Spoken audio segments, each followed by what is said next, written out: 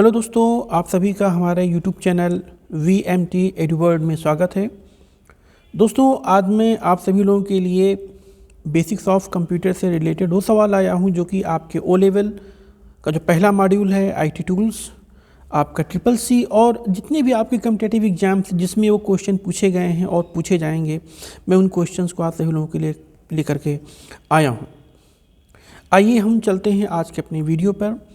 और आज का हमारा पहला सवाल है, डिफ़ॉल्ट रूप से सभी फाइलें निम्न में से किसमें संग्रहित होती हैं? By default all files gets stored in, मतलब हमारे कंप्यूटर सिस्टम में जो भी फाइलें हम लोग बनाते हैं वो फाइलें ऑटोमेटिकली कहाँ पर जा कर के स्टोर होती हैं? तो इसका जवाब है option C, my document. My document हमारा वो फोल्डर है जहाँ पर हमारी सारी फाइलें बाय डिफ़ॉल्ट जा कर के स्टोर होती हैं। निम्न में से कौन सा प्रिंटर ग्रिड से कैरेक्टर उत्पन्न करता है? Printer generates character from a grid. ये क्वेश्चन है कि कौन सा प्रिंटर है जो कि ग्रिड के माध्यम से, ग्रिड की मदद से कैरेक्टर्स को जनरेट करता है। तो इसका आंसर है option D, dot matrix printer, जैसे कि हम लोग शॉर्ट में DMP भी कहते हैं, जो कि ग्रिड से कैरेक्टर को जनरेट करता है। हमारा अगला सवाल है, संचायक एक प्रकार का होता है। Accumulator is a type of. Accumulator क्या है? तो मैं बता दूं कि एक्यूमुलेटर एक प्रकार का रजिस्टर होता है, और आप जानते हैं कि रजिस्टर एक टेम्पोररी स्टोरेज डिवाइस है जो कि ALU के अंदर पाई जाती है। तो ऑप्शन डी इस सवाल का जवाब होगा, रजिस्टर। एक्यूमुलेटर यानी संचायक एक प्रकार का रजिस्टर होता है। नेक्स्ट क्वेश्चन, वर्तमान विंडो को रिफ्रेश करने के लिए किस कुंजी का प्रयोग किया जाता है? Key used to refreshes the current window. तो मैं बता दूं कि विंडो को रिफ्रेश करने के लिए हम जिस की का इस्तेमाल करते हैं वो है हमारा F5 की मदद से हम अपने विंडो को रिफ्रेश करते हैं, मतलब रीलोड करते हैं। Option A will be the answer, F5 की। हमारा अगला सवाल है, ज्ञान सूचना प्रसंस्करण प्रणाली निम्न में से किसकी विशेषता है? Knowledge information processing system is a feature of. तो हम आपको बता दें, ऑप्शन डी इसका जवाब है। 5th जनरेशन कंप्यूटर, हमारी जो 5वीं पीढ़ी के जो कंप्यूटर्स हैं उनके अंदर नॉलेज इंफॉर्मेशन प्रोसेसिंग सिस्टम का फीचर जो है ऐड किया गया है।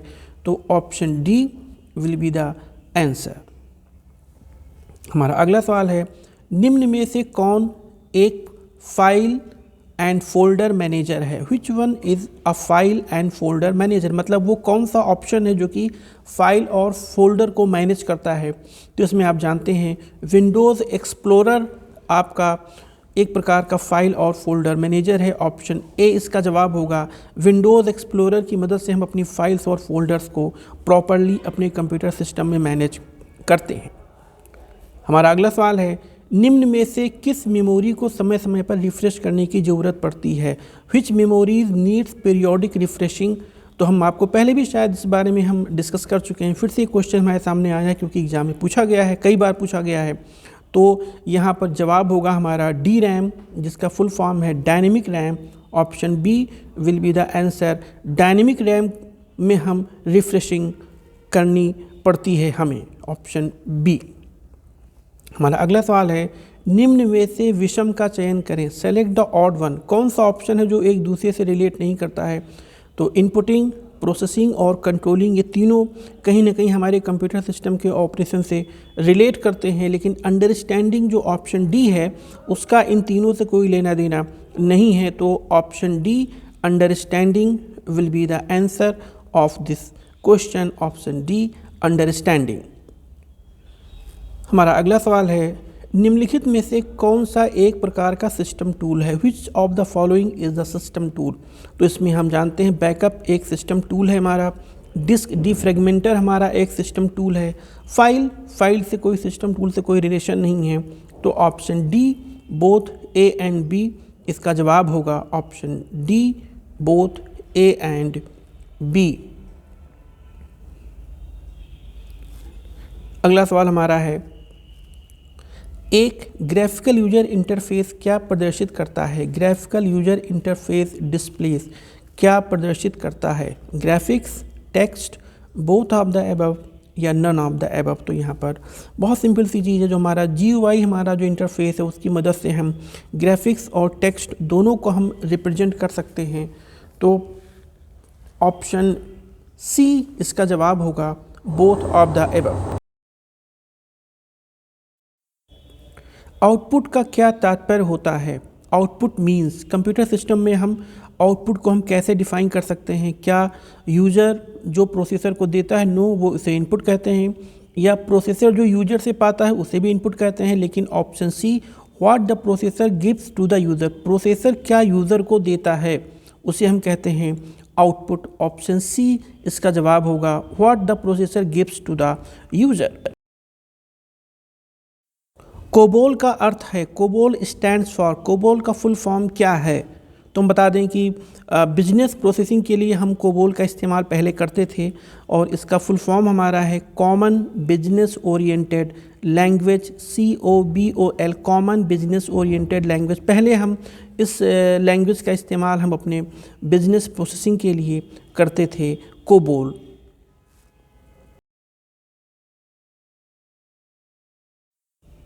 डॉट डॉट डॉट का उपयोग किसी ऑब्जेक्ट के गुणों तक पहुंचने के लिए किया जाता है।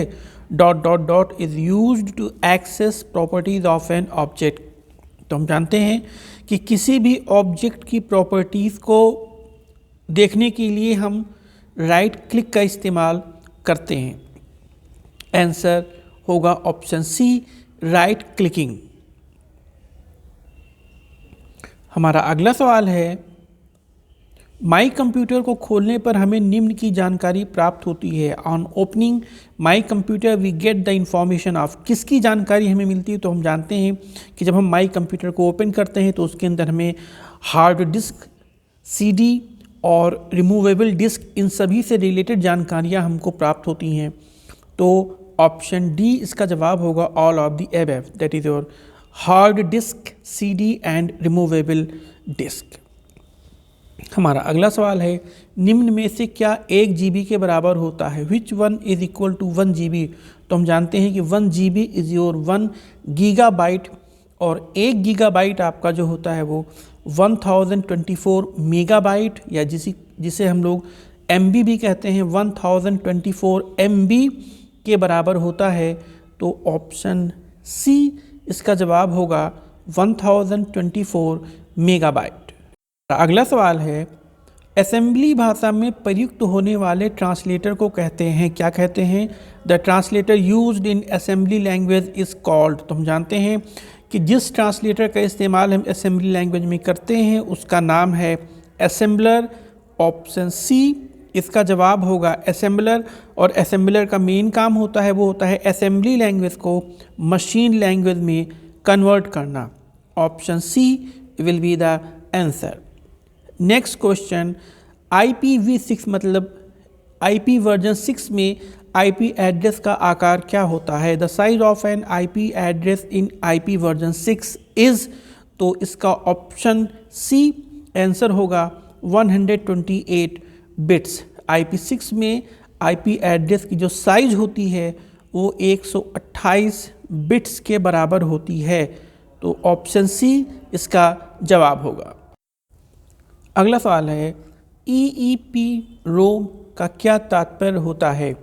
EEPROM स्टैंड फॉर, ये बहुत ही कॉमन क्वेश्चन है लेकिन ये क्वेश्चन CCC O लेवल सब में पूछा जाता है। EEPROM का जो फुल फॉर्म है वो है हमारा electrically erasable programmable read only memory. Option A इसका जवाब होगा EEPROM का फुल फॉर्म।